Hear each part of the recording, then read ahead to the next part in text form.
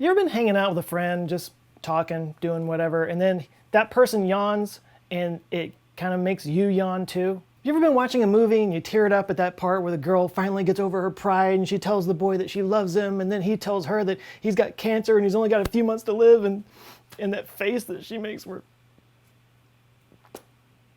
You ever see another guy take a shot to the scrot and you bend over with sympathy pain?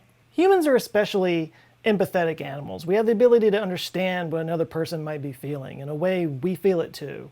And some of that's imagination. We can imagine what other people are feeling. We can imagine what the other person is experiencing. But there are physical structures in the brain that might have something to do with this. They're called mirror neurons.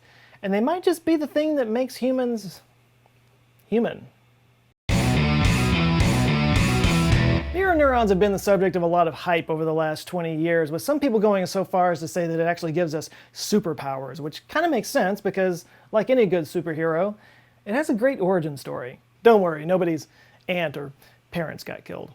The story starts with Italian neuroscientist Giacomo Rizzolatti, who was experimenting with macaque monkeys in his lab in Parma, Italy in 1992. He had implanted neurons in the brains of these monkeys, specifically in the ventral premotor cortex, to gauge what kind of neurons fired with hand and mouth motions. So they had these electrodes put into these monkeys, and then they would put a peanut in front of them. These monkeys particularly liked peanuts, so they would reach out and grab the peanut and then put it in their mouths, and the neurons would fire. This would set off the electrodes, and a buzzer would buzz in the lab, indicating that those neurons had fired, and they would take note of that in their notes. Science. So the story goes that one day a monkey was hooked up to this thing in the lab and it saw somebody eat something. Now there's a couple of different versions of the story. One of them says that a person ate one of the monkey's peanuts. Another one says that a group of lab people sat down to have lunch and the monkey saw this person eat a sandwich. But either way, the monkey saw a person eating something and the buzzer went off. Some of the same neurons that fired when the monkey ate the peanut also went off when it saw somebody else eat a peanut or sandwich. A delicious Italian sandwich. This little accidental discovery got the attention of the researchers, and they started looking into this, and they saw it happening again over and over again with these monkeys. And they called these neurons mirror neurons because they engaged when you were in the act of doing something, but they also engaged when you saw somebody in the act of doing something. Of course, monkeys' brains are a bit different from ours, so scientists have turned to fMRI to study this in humans because humans aren't quite as likely to sign up to have electrodes put into their brains.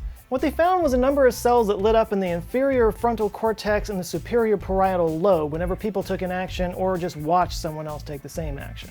Now, functionally, there have been a lot of different studies that have said a lot of different things, but in general, they do agree that these mirror neurons do exist. They are a real thing. But beyond that, agreement kind of goes away.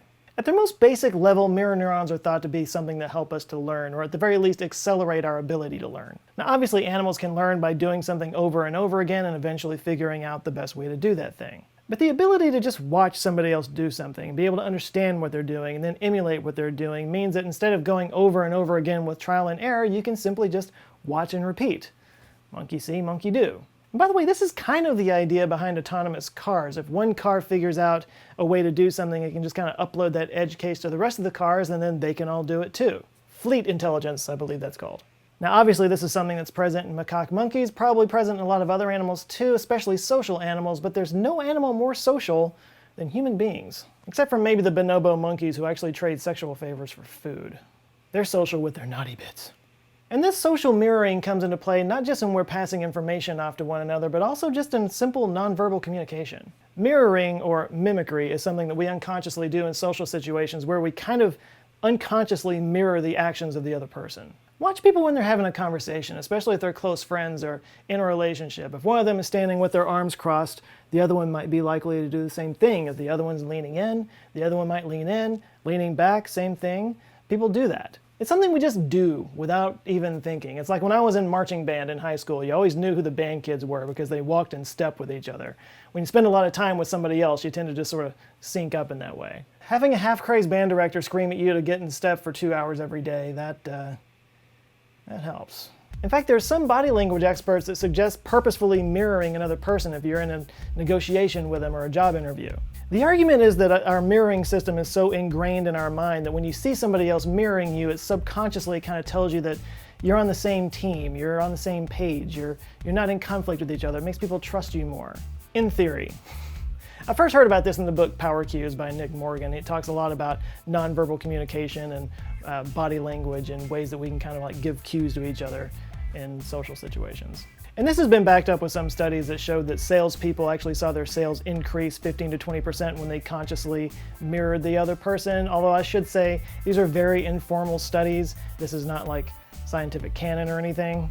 But if that's a bridge too far, there are some people out there that credit mirror neurons for some really big stuff, like important stuff. For some people, mirror neurons are the explanation for empathy. This is the kind of stuff that I was talking about at the beginning of this video, our ability to understand and feel what somebody else is feeling.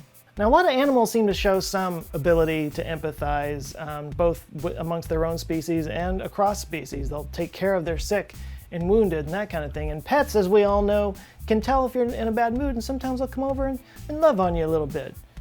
Who doesn't love that? But our human empathy is mixed with something else that other animals don't have. And that's a knack for symbolism.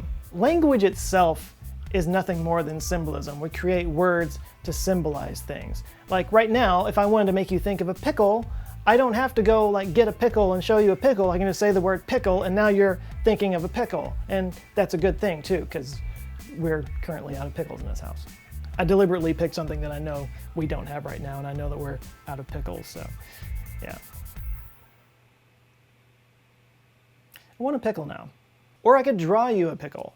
We're the only species that can draw an image of a thing to represent that thing. This is why we started drawing on cave walls. The movie Cave of Forgotten Dreams does a great job of illustrating this, how symbolism, our ability to symbolize things, kind of differentiates us from other animals. It kind of makes us who we are, that we sort of became human through art. So you combine our ability for symbolism with our ability to empathize, and that's how you wind up with stories and poems and oral history, basically our collective experience of life. So according to this theory, mirror neurons don't just help us to learn, they also help us to have a collective understanding of what life is all about. They make civilization possible. This was a theory put forth by V.S. Ramachandran, who basically argued that mirror neurons were the final step, the thing that made us evolve into humans. Of course, some people have a harder time with nonverbal communication and empathy than other people do. People with autism, for instance. And unsurprisingly, some autism researchers have theorized that it's a flaw in mirror neurons or a lack of mirror neurons that are an explanation for autism. This is actually called the broken mirror hypothesis. And one fairly interesting argument for this was put forth by Marco Iacoboni that argued that this actually is a good explanation for 3 different symptoms of autism. The ability to read other people's emotions through facial expressions and body language obviously are tied in with mirror neurons, but it could also explain motor problems and language problems as well. Motor problems, because technically that's all mirror neurons are, specialized motor neurons, so a flaw in the mirror neurons could lead to diminished motor capacity. And language, because the area of the brain that seems to have the most mirror neurons kind of overlaps with an area called Broca's area, which is an important language center in the brain. It does need to be said, though, that the broken mirror hypothesis is far from accepted science. In fact, there's a lot of reasons to be skeptical of it. One reason is because there's been a lot of studies involving MRI scans of the brains of people with autism and people without autism, and while there are a lot of differences there, especially in the thickness of the gray matter in the surface around the brain, the area where the mirror neurons are located are actually pretty similar. And actually the studies in the broken mirror hypothesis have kind of become less supportive over time. In 2013, a study was done of 25 different papers on the subject, and they were kind of all over the place. Some of them suggested a connection, some of them didn't. Some of them said yes for the motor side of things, some of them said yes for the language side of things, and all of them had very small sample sizes. So while it might be a part of the answer, it's definitely not the answer. And that same cooling on mirror neurons is also applied to everyone else. In the decade or so after mirror neurons were discovered, they kind of became a bit of a cure-all. It kind of became the thing that proved everything else. It's kind of like that guy in your dorm that wears the Peruvian hoodie all the time and swears up and down that marijuana will fix everything, man. Western medicine is a scam. People got a little carried away with the whole mirror neuron thing for a while there. Some of them insinuating that that's what makes us human and makes civilization possible, like I was talking about before, but some people even went beyond that. Because the human motto is that if there's something worth doing, it's worth overdoing. Some people went straight into crazy town and started suggesting that mirror neurons made ESP and telepathy possible. When we all know it's made possible by the quantum entangled neuroaffective communication serum injected into our brains by the aliens from Zarlon 7, hello. Since the crest of the mirror neuron wave about a decade or so ago, our understanding of mirror neurons has improved, and I'm sorry, but sometimes science is a bit of a downer. It doesn't give us superpowers. And they also probably don't give us empathy, or the part that they play in empathy is really small. They do have a lot, we think, to do with learning, especially when we're young. Babies and toddlers, they're basically just repetition machines. They see us do things and they repeat them.